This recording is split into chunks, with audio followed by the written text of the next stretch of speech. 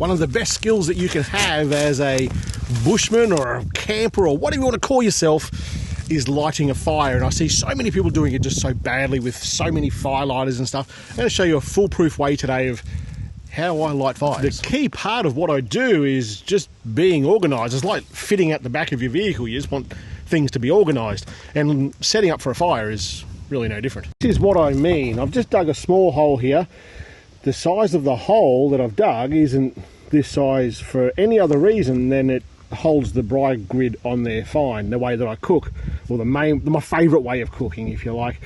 But then I've got 4 different piles of wood. This here, this is absolute tinder with leaves and small sticks, larger again, and the stuff that I've cut up here. I'm only staying for the one night, so I don't need to have a big bucket load of wood here, you know. I don't need a lot of wood.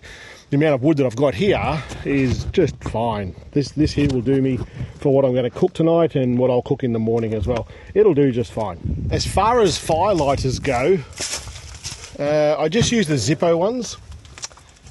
Let me show you. Again, keeping everything organised. I just use these ones. These ones here. What are they called? Tinder shreds. Tinder shreds. These things, just one of those, well actually probably 2 I'll throw in there tonight, but 2 of those will last well and truly long enough to get that fire going. You probably don't even need the leaves and stuff. I do, because cooking with fire you want a good coal base, so getting that leaf litter in there and all those small twigs is going to help build that coal base nice and quickly. The chainsaw I use is a Makita brushless one. It's a DUC 400, a 400mm bar on it. I found this to be schmick. It takes 2 of the regular size batteries that you would use, the 18-volt batteries that you use for all your power tools and stuff. When I bought this, they had a scheme going at the time where you could get a couple of batteries on redemption, so got these 2, another 2 in there, and the charger will run off the inverter in the vehicle as well. So this is actually no fuel smell through the car. It just works really well, and for this sort of thing it's perfect. I don't need to light it yet. It's about 4:30 at the moment, so I'm a bit early for that. I'll probably light it about 5:30ish or so. But I am the sort of person with the camping, like people like Ronnie Dale, you see his channel over there, he's got a big YouTube channel over in Western Australia, I reckon he is. He's always getting into camp late and stuff. I think it's more about the 4-wheel driving, hence the channel, I guess. But for me, it's kind of like get there, get set up, and just bloody chill and enjoy what you've got going on. Where I am today is in the Gunbow Forest. I'm like 10 minutes from my house. I just love being out in the bush, to be honest. I'm here on the Murray River. Have a look at that. Couldn't ask for a better bloody spot. It is almost the Easter weekend. What's today? Today's Wednesday, and people are getting a jump on the long weekend of Easter. And in the bush near my place, and there's a lot of it. There's like bucket loads of area here. Over that Easter long weekend, this place just gets packed full. And when I filled up with fuel in town, how old school is this? In our hometown, when you fill up fuel, they come out with a notebook and pen to get your name, because you don't really have to pay. Most people have got an account, so you just set it up and off you go. But I was talking to Grant in there, and he said, there's plenty of people out in the bush already, Shane. And he wasn't wrong. There's bucket loads of people out here already.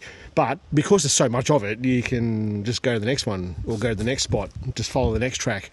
And the track that I came in today was fairly overgrown, so unless you know where this is, you're not going to find it.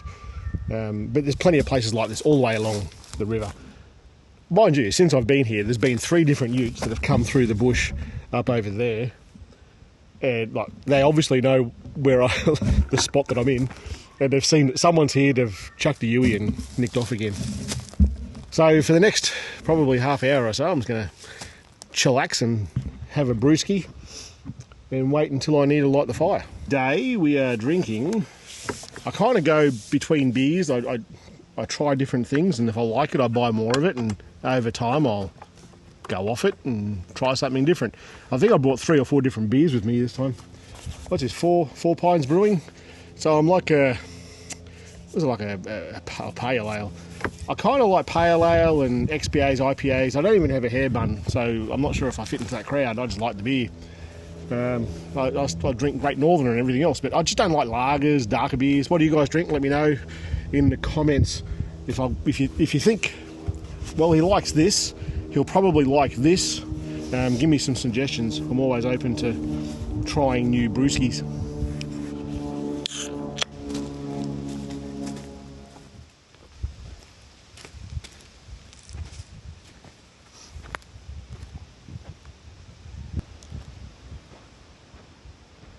Tell me, am I the only one who does this? Everywhere I go, I tend to look at the ground a lot and look at what prints are there, like tyre prints, footprints, like these here.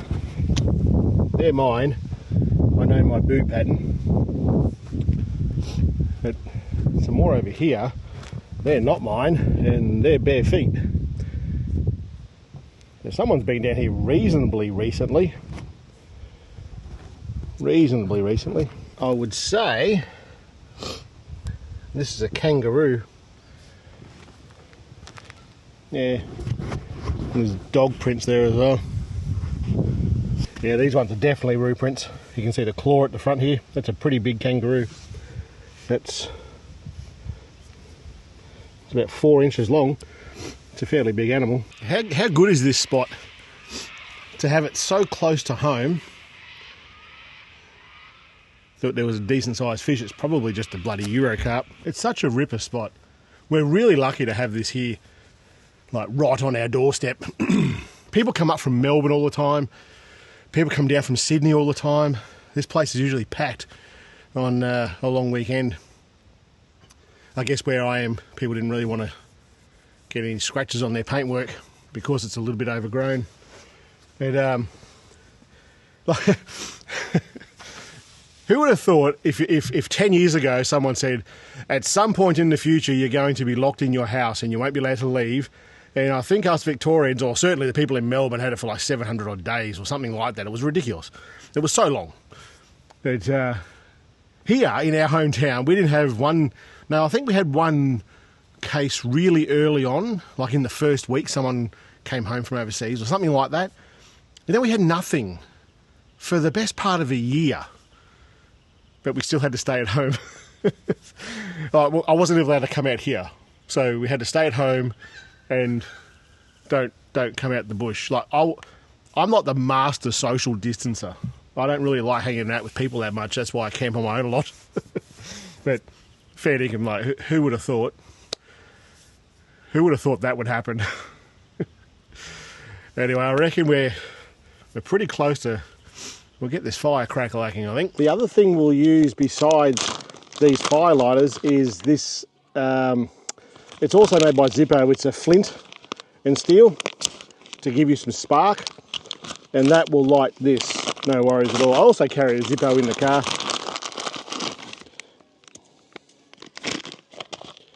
If this doesn't work, but I haven't had this not work, well, ever.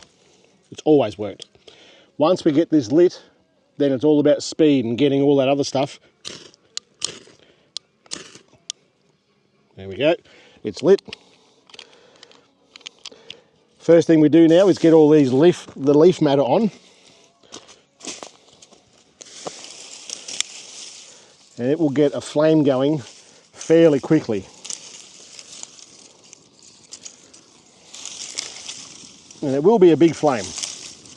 We want to build that coal base nice and quickly.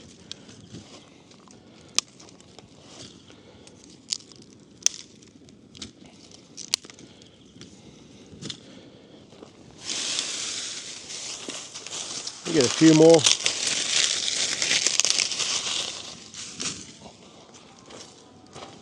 Now we want to get the next lot. So like the second largest pile. These ones here, and we're just going to start throwing these on as well. We want to leave a little bit of air in there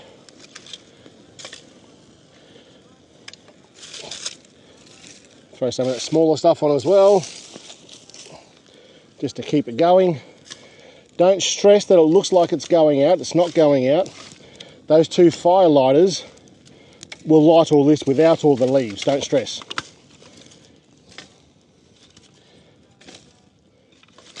We're getting going pretty well now. This will light now. I've got no hesitation in saying that. You can see that's got a good start on it now.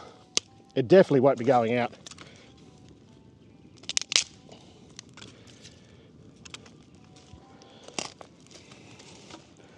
Now you can see why you need to have those elements, like the sizes that I'm talking about, the thickness of the wood, and having it all ready to go.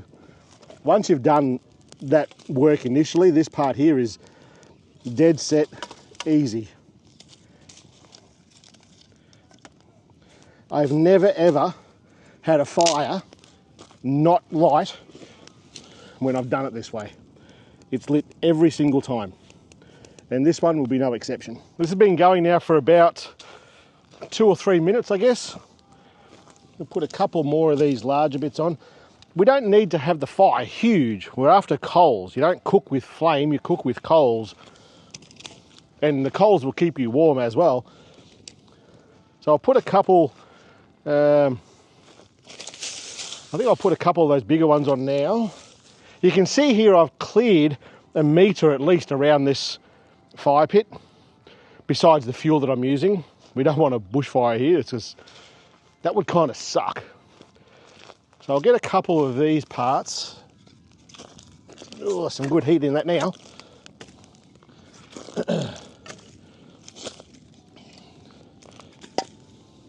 That's it. That's a ripper fire. We'll give that another 10 minutes and that'll be pretty well ready to cook on, I'd say.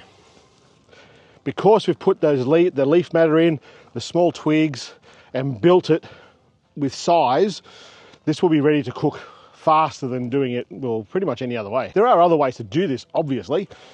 You can stack them in a square, and the things that you want is fuel and air. That's the main thing that you're after there. So don't like smother the fire, it'll just go out. Mind you, it's pretty hard to put those firelighters out. They're pretty damn good. You could almost make them on your own. You can make them yourself. I reckon they're just paraffin wax. I'm just pretty time poor, so I just buy them. In fact, I would say have a look on YouTube, because I guarantee you there's going to be a tutorial there of how to make these things.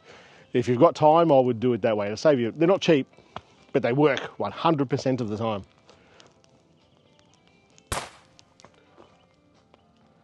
Yeah, someone's hunting across the river. Haven't heard a crack thump, I just heard a crack. So they're not shooting at me. Look at that in there already. Good coal base. We could absolutely cook off that, well, now. It works really well every single time. Every time. Doesn't fail.